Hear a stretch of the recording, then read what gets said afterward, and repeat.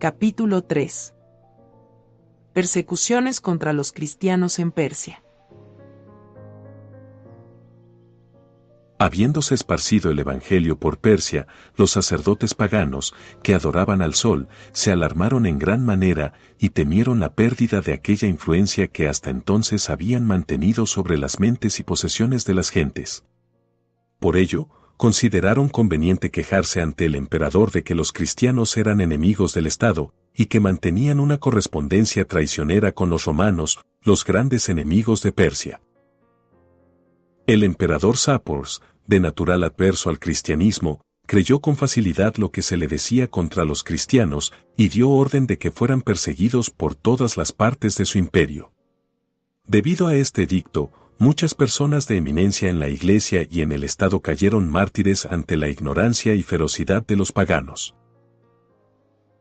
Constantino el Grande, informado de las persecuciones en Persia, escribió una larga carta al monarca persa en la que le narraba la venganza que había caído sobre los perseguidores y el gran éxito que habían gozado los que se habían detenido de perseguir a los cristianos.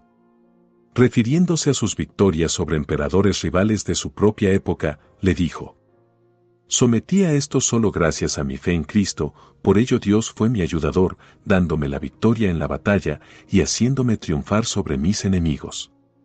Del mismo modo me ha ensanchado los límites del Imperio Romano, de modo que se extiende desde el Océano Occidental hasta casi los confines del Oriente, y por estos dominios ni he ofrecido sacrificios a las antiguas deidades, ni he empleado encantamientos ni adivinaciones, solo he ofrecido oraciones al Dios Omnipotente, y he seguido la cruz de Cristo. Y me regocijaría si el trono de Persia hallara también gloria abrazando a los cristianos, de modo que tú conmigo, y ellos contigo, podamos gozar de toda dicha». Como consecuencia de esta apelación, la persecución acabó por entonces, pero se renovó en años posteriores cuando otro rey accedió al trono de Persia. Persecuciones bajo los herejes arrianos. El autor de la herejía arriana fue Arrio, natural de Libia y sacerdote de Alejandría, que en el 318 después de Cristo comenzó a hacer públicos sus errores. Fue condenado por un concilio de obispos libios y egipcios, y aquella sentencia fue confirmada por el concilio de Nicea en el 325 después de Cristo. Después de la muerte de Constantino el Grande, los arrianos hallaron medios para hacerse con el favor del emperador Constantino, su hijo y sucesor en Oriente, y así se suscitó una persecución contra los obispos y el clero ortodoxos. El célebre Atanasio y otros obispos fueron desterrados, y sus sedes llenadas con arrianos.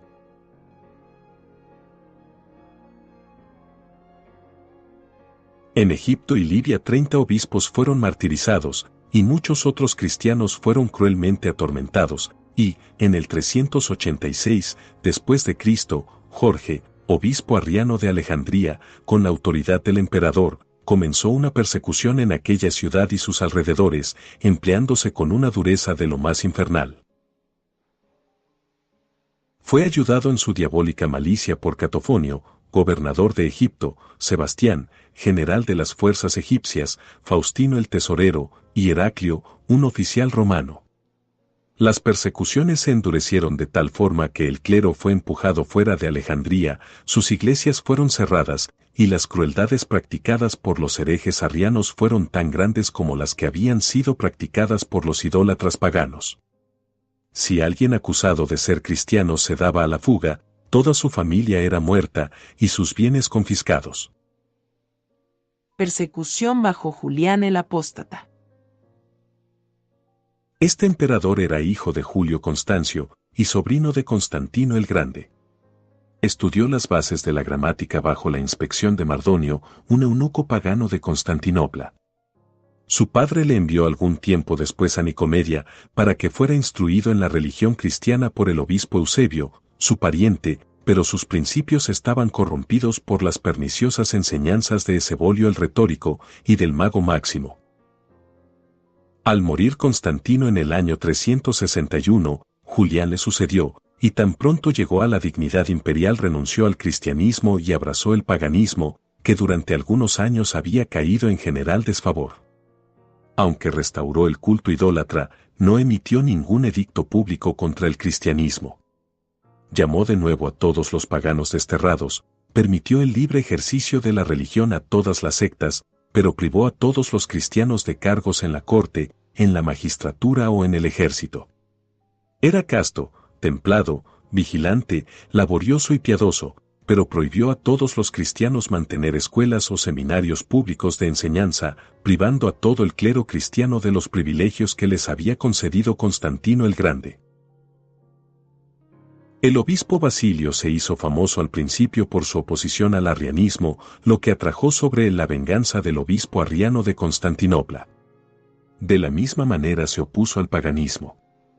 En vano los agentes del emperador trataron de influir sobre Basilio mediante promesas, amenazas y potros, se mantuvo firme en la fe, y fue dejado en la cárcel para que padeciera otros sufrimientos cuando el emperador llegó accidentalmente a Anquira. Julián decidió interrogarle él mismo, y cuando aquel santo varón fue hecho comparecer ante él, hizo todo lo posible para disuadirle de que perseverara en la fe.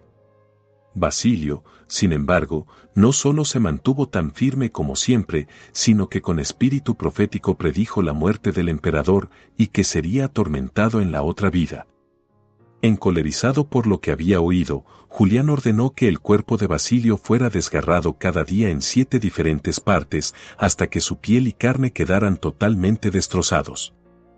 Esta inhumana sentencia fue ejecutada con rigor, y el mártir expiró bajo su dureza el 28 de junio del 362, después de Cristo.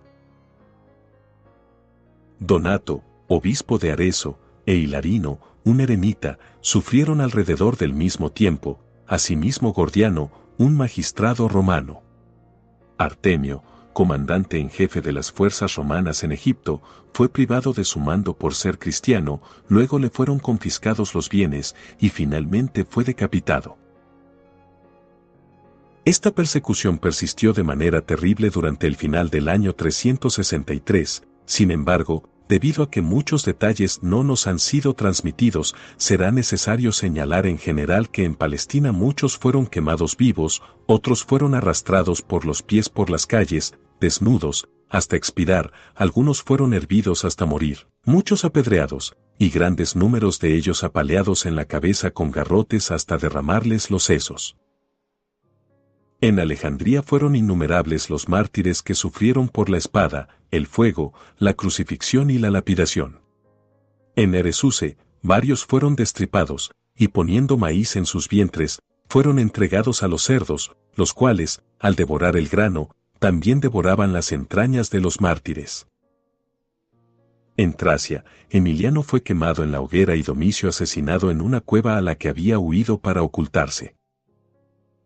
El emperador, Julián el Apóstata, murió de una herida recibida en su expedición contra Persia, en el 363, después de Cristo, y mientras expiraba lanzó las más horrendas blasfemias. Fue sucedido por Joviano, que restauró la paz de la Iglesia. Después de la muerte de Joviano, Valentiniano sucedió en el imperio, asociándose a Valente, que tenía el mando de Oriente y que era arriano, y con una disposición implacable y perseguidora. La persecución de los cristianos por los godos y los vándalos. Habiendo muchos godos escitas abrazado el cristianismo para la época de Constantino el Grande, la luz del Evangelio se extendió de manera considerable en Escitia, aunque los 2 reyes que gobernaban aquel país, así como la mayoría del pueblo, seguían siendo paganos. Fritegem, rey de los visigodos, era aliado de los romanos, pero Atanarico, rey de los ostrogodos, estaba en guerra contra ellos. Los cristianos vivían sin molestias en el reino del primero, pero el segundo, que había sido vencido por los romanos, lanzó su venganza contra sus súbditos cristianos, comenzando sus demandas paganas en el año 370. Los godos eran de religión arriana, y se llamaban cristianos, por ello, destruyeron todas las estatuas y templos de los dioses paganos, pero no hicieron daño a las iglesias cristianas ortodoxas. Alarico tenía todas las cualidades de un gran general. A la desenfrenada temeridad de los bárbaros godos añadía el valor y la destreza del soldado romano. Condujo sus fuerzas a Italia atravesando los Alpes, y aunque fue rechazado durante un tiempo, volvió después con una fuerza irresistible. El último triunfo romano después de esta afortunada victoria sobre los godos, se celebró un triunfo, como se llamaba, en Roma. Durante cientos de años se había concedido este gran honor a los generales victoriosos al volver de una campaña victoriosa. En tales ocasiones la ciudad era dada durante días a la marcha de tropas cargadas de botín, y que arrastraban tras sí a prisioneros de guerra, entre los que a menudo había reyes cautivos y generales vencidos. Este iba a ser el último triunfo romano, porque celebraba la última victoria romana. Aunque había sido ganada por Stílico, el general, fue el emperador Niño Honorio quien se arrogó el triunfo, entrando en Roma en el carro de la victoria, y conduciendo hasta el Capitolio entre el clamor del populacho. Después, como se solía hacer en tales ocasiones, hubo combates sangrientos en el Coliseo, donde gladiadores, armados con espadas y lanzas, luchaban tan furiosamente como si estuvieran en el campo de batalla. La primera parte del sangriento espectáculo había terminado, los cuerpos de los muertos habían sido arrastrados fuera con garfios, y la arena enrojecida había sido cubierta con una capa nueva y limpia. Después de esto, se abrieron los portones en la pared de la arena, y salieron un número de hombres altos, apuestos, en la flor de su juventud y fuerza. Algunos llevaban espadas, otros tridentes y redes. Dieron una vuelta alrededor de la pared, y, deteniéndose delante del emperador, levantaron sus armas extendiendo el brazo, y con una sola voz lanzaron su saludo. Ave César. Morituri te salutant. Ave César. Los que van a morir te saludan. Se reemprendieron los combates, los gladiadores con redes trataban de atrapar a los que tenían espadas, y cuando ello sucedía daban muerte, implacables, a sus antagonistas con el tridente. Cuando un gladiador había herido a su adversario, y lo tenía yaciente impotente a sus pies, miraba a los anhelantes rostros de los espectadores y gritaba: ¡Oh Cabet! Lo tiene, y esperaba el capricho de los espectadores para matar o dejar con vida. Si los espectadores le extendían la mano con el pulgar para arriba, el vencido era sacado de allí, para que se recuperara, si era posible, de sus heridas. Pero si se daba la fatal señal de pulgar abajo, el vencido debía ser muerto, y si éste mostraba mala disposición a presentar su cuello para el golpe de gracia, se gritaba con escarnio desde las galerías: Recipe ferem, recibe el hierro. Personas privilegiadas de entre la audiencia incluso descendían a la arena, para poder contemplar mejor los estertores de alguna víctima inusualmente valiente, antes de que su cuerpo fuera arrastrado hacia la puerta de los muertos. El espectáculo proseguía.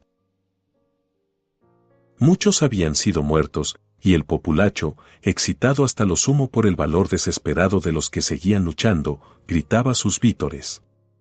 Pero de repente hubo una interrupción.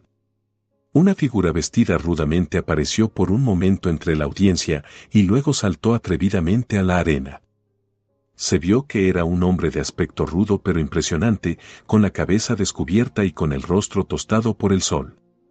Sin dudarlo un momento, se dirigió a dos gladiadores enzarzados en una lucha de vida o muerte, y poniendo las manos encima de uno de ellos lo reprendió duramente por derramar sangre inocente, y luego, volviéndose hacia los miles de rostros airados que le miraban, se dirigió a ellos con una voz solemne y grave que resonó a través del profundo recinto.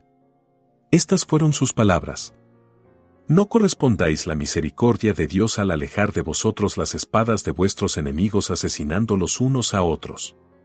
Unos enfurecidos clamores y gritos pronto ahogaron su voz. Este no es un sitio para predicar. Las antiguas costumbres de Roma deben ser observadas.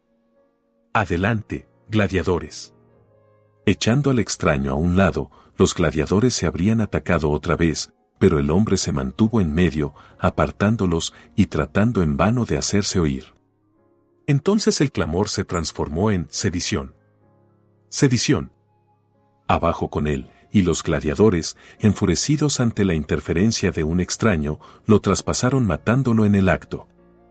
También le cayeron encima de parte del furioso público piedras o todos los objetos arrojadizos que hubiera a mano, y así murió en medio de la arena.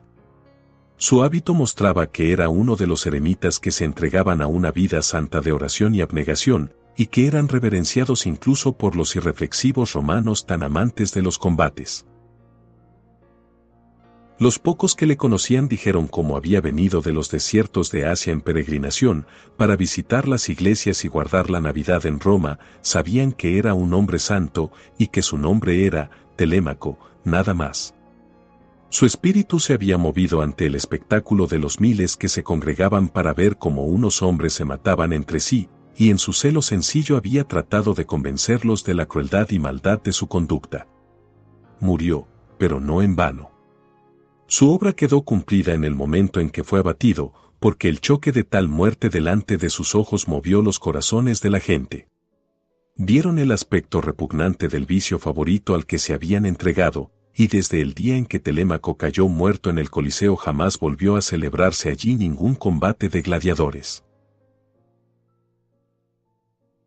Persecuciones desde alrededor de mediados del siglo V hasta el final del siglo VII. Proterio fue constituido sacerdote por Cirilo, obispo de Alejandría, que estaba bien familiarizado con sus virtudes antes de designarlo para predicar. A la muerte de Cirilo, la sede de Alejandría estaba ocupada por Díscoro, un inveterado enemigo de la memoria y familia de su predecesor. Condenado por el concilio de Calcedonia por haber abrazado los errores de Eutico, fue depuesto, y Proterio fue escogido para llenar la sede vacante con la aprobación del emperador. Esto ocasionó una peligrosa insurrección, porque la ciudad de Alejandría estaba dividida en dos facciones, una que defendía la causa del anterior prelado, la otra, la del nuevo. En uno de los motines, los eutiquianos decidieron lanzar su venganza contra Proterio, que huyó a la iglesia buscando refugio, pero en el Viernes Santo del 457, después de Cristo, una gran multitud de ellos se precipitaron dentro de la iglesia y asesinaron bárbaramente al prelado, arrastrando luego el cuerpo por las calles, arrojándole insultos, quemándolo y esparciendo las cenizas por el aire. Hermenegildo, un príncipe godó, fue el hijo mayor de Leovigildo, rey de los godos, en España. Este príncipe, que era originalmente arriano, fue convertido a la fe ortodoxa por medio de su esposa Ingonda. Cuando el rey supo que su hijo había cambiado su posición religiosa, le privó de su puesto en Sevilla, donde era gobernador, y amenazó con matarlo si no renunciaba a la fe que había abrazado. El príncipe, para impedir que su padre cumpliera sus amenazas, comenzó a adoptar una posición defensiva, y muchos de los de persuasión ortodoxa en España se declararon en su favor. El rey, exasperado ante este acto de rebeldía, comenzó a castigar a todos los cristianos ortodoxos que sus tropas podían apresar, y así se desencadenó una persecución muy severa. Él mismo emprendió la marcha contra su hijo, a la cabeza de un ejército muy poderoso. El príncipe se refugió en Sevilla, de la que huyó luego, y fue finalmente asediado y apresado en Asieta, cargado de cadenas, fue enviado a Sevilla, y al rehusar en la fiesta de la Pascua recibir la Eucaristía de manos de un obispo arriano, el encolerizado rey ordenó a sus guardas que despedazaran al príncipe, lo que cumplieron a rajatabla, el 13 de abril del 586, después de Cristo. Martín, obispo de Roma, nació en Todi, Italia. Tenía una natural inclinación hacia la virtud, y sus padres le procuraron una educación admirable. Se opuso a los herejes llamados monotelitas, que eran protegidos por el emperador Heraclio. Martín fue condenado en Constantinopla, donde se vio expuesto en los lugares más públicos a la mofa del pueblo, siéndole arrancadas todas las marcas de distinción episcopal, y tratado con el mayor escarnio y severidad. Después de yacer algunos meses en la cárcel, Martín fue enviado a una isla a cierta distancia, y allí fue despedazado, en el año 655, después de Cristo. Juan, obispo de Bérgamo, en Lombardía, era un hombre erudito, y un buen cristiano. Ejerció todos los esfuerzos posibles para limpiar la iglesia de los errores del arrianismo, y uniéndose en esta santa obra con Juan, obispo de Milán, tuvo gran éxito contra los herejes, por causa de lo cual fue asesinado el 11 de julio del 683, después de Cristo.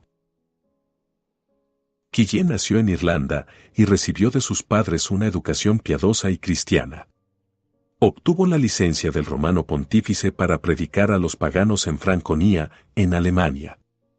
En Würzburg convirtió al gobernador, Gosberto, cuyo ejemplo siguieron la mayor parte del pueblo durante los 2 años siguientes. Persuadiendo a Gosberto que su matrimonio con la viuda de su hermano era pecaminoso, ésta hizo que le decapitaran, en el año 689, después de Cristo. Persecuciones desde la primera parte del siglo VIII hasta cerca del final del siglo X.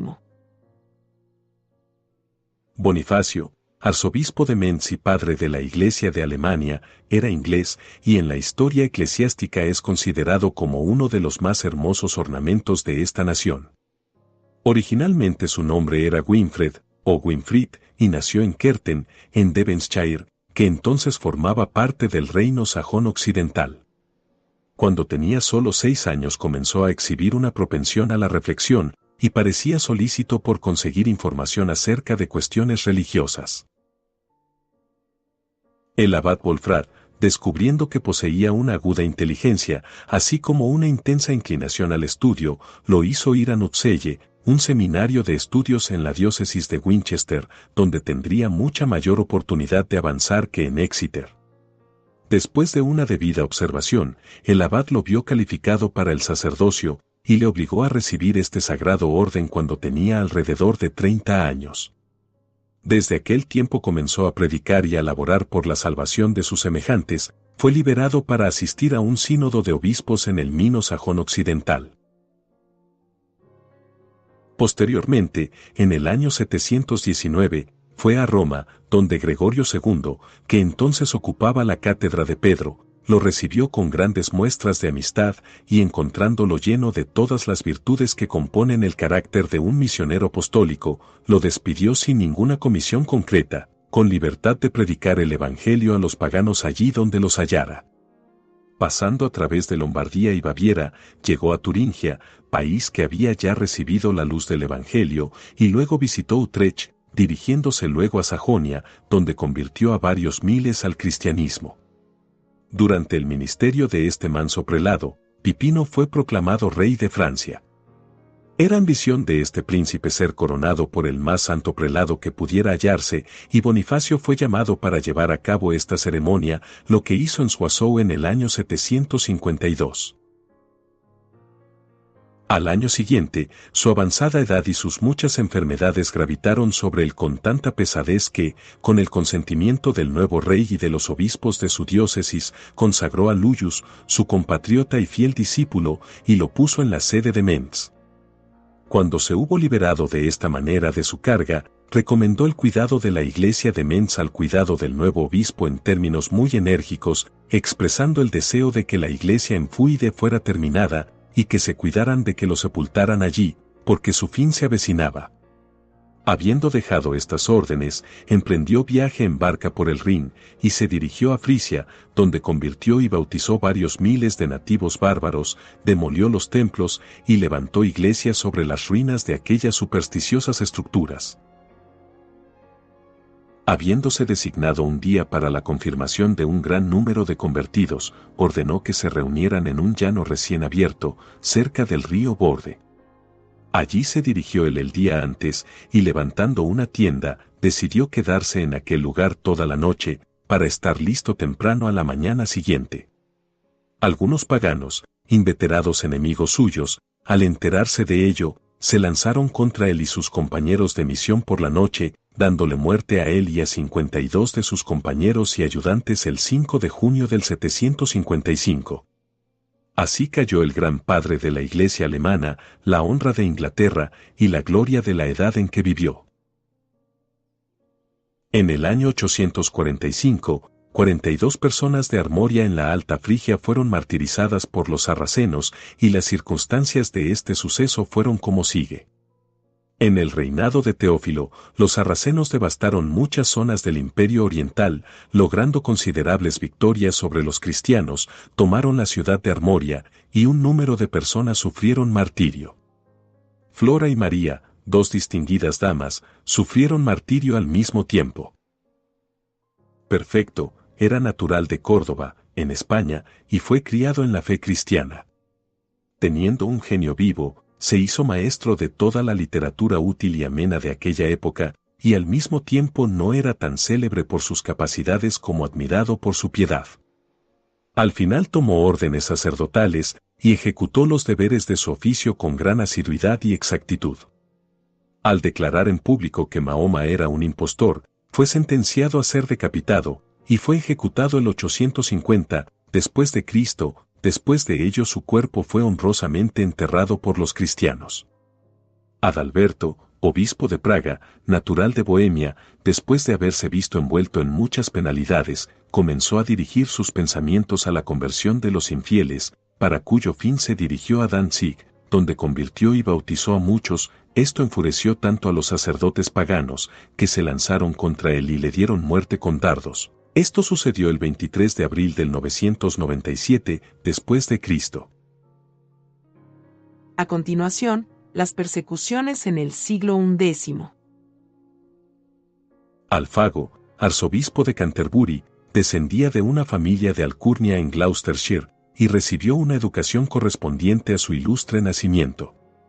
Sus padres eran dignos cristianos, y Alfago pareció heredar sus virtudes. Al quedar vacante la sede de Winchester por la muerte de Ethelmut, Dunstan, el arzobispo de Canterbury, y primado de toda Inglaterra, consagró a Alfago para el obispado vacante, para general satisfacción de todos los pertenecientes a la diócesis. Dunstan tenía una veneración extraordinaria por Alfago, y, cuando estaba para morir, hizo una ferviente oración a Dios para que él pudiera sucederle en la sede de Canterbury, y esto así sucedió, aunque no hasta 18 años después de la muerte de Dunstan en 1006. Después que Alfago hubiera regido la sede de Canterbury durante unos 4 años, con gran crédito para sí y beneficio para el pueblo, los daneses lanzaron una incursión en Inglaterra y pusieron sitio a Canterbury. Al saberse los propósitos de ataque contra esta ciudad, muchas de las personas principales huyeron de ella e intentaron persuadir a Alfago para que hiciera lo mismo. Pero él, como buen pastor, no quiso dar oídos a tal propuesta. Mientras se dedicaba a ayudar y a alentar al pueblo, Canterbury fue tomada al asalto. El enemigo se precipitó dentro de la ciudad, destruyendo a todos los que encontraban, por el fuego y por la espada. Entonces tuvo la valentía de dirigirse al enemigo y ofrecerse a ellos como más digno de su ira que el pueblo. Les rogaba que perdonaran al pueblo y que descargaran toda su furia sobre él. Entonces lo tomaron, ataron sus manos, lo insultaron y escarnecieron brutal y bárbaramente, y lo obligaron a quedarse presente hasta que quemaron su iglesia y dieron muerte a los monjes. Luego diezmaron a todos los habitantes, tanto clérigos como laicos, dejando solo una décima parte de las personas con vida. Dieron muerte así a 7.236 personas, dejando solo a 4 monjes y 800 laicos vivos, tras lo cual encerraron al arzobispo en una mazmorra, donde le tuvieron bajo estrecha guardia durante varios meses. Durante este encierro le propusieron ganar su libertad mediante un rescate de 3.000 libras, y que persuadiera al rey que comprara la salida de ellos del reino por una suma adicional de 10.000 libras. Como las circunstancias de Alfago no le permitían satisfacer una exigencia tan desorbitada, lo ataron y le aplicaron atroces tormentos. Para obligarle a revelar el tesoro de la iglesia, le aseguraron que si lo hacía le darían su vida y libertad. Pero el prelado persistió piadosamente en rehusar dar a los paganos ninguna información acerca de ello. Lo volvieron a mandar a la mazmorra, lo confinaron otros 6 días, y luego, llevándolo preso con ellos a Greenwich, lo sometieron allí a juicio. Siguió el inflexible con respecto al tesoro de la iglesia, exhortándoles en cambio a que abandonaran su idolatría y a que abrazaran el cristianismo. Esto enfureció de tal modo a los daneses que los soldados lo sacaron del campamento, golpeándolo implacablemente. Uno de los soldados, que había sido convertido por él, sabiendo que sus dolores se prolongarían mucho tiempo, por cuanto su muerte estaba decidida, actuó con una especie de bárbara compasión, cortándole la cabeza, y poniendo así punto final a su martirio, el 19 de abril del 1012, después de Cristo. Esto aconteció en el mismo lugar en que se levanta ahora la iglesia de Greenwich, dedicada a él. Después de su muerte, su cuerpo fue echado al Támesis, pero hallado al día siguiente, fue enterrado en la Catedral de San Pablo por los obispos de Londres y Lincoln. Desde allí Ethelmot lo llevó en el año 1023 a Canterbury, que era obispo de esta provincia. Gerardo, veneciano, se dedicó al servicio de Dios desde su más tierna infancia, entró en una casa religiosa por un cierto tiempo, y luego decidió peregrinar a Tierra Santa. Pasando a Hungría, conoció a Esteban, el rey de aquel país, que le hizo obispo de Chonav. Al ser depuestos Obo y Pedro, sucesores de Esteban, Andrés, hijo de Ladislao, primo hermano de Esteban, recibió la promesa de que le sería dada la corona, bajo la condición de que emplearía su autoridad para extirpar de Hungría la religión cristiana. El ambicioso príncipe aceptó la propuesta, pero al ser Gerardo informado de este impío cambalache, consideró su deber protestar contra la enormidad del crimen de Andrés y persuadirle a retirar la promesa. Con este fin, emprendió visitar al rey, acompañado por 3 prelados, llenos de celo por la religión. El nuevo rey estaba en Alba Regalis, pero cuando los 4 obispos iban a cruzar el Danubio, fueron detenidos por una partida de soldados destacados allí.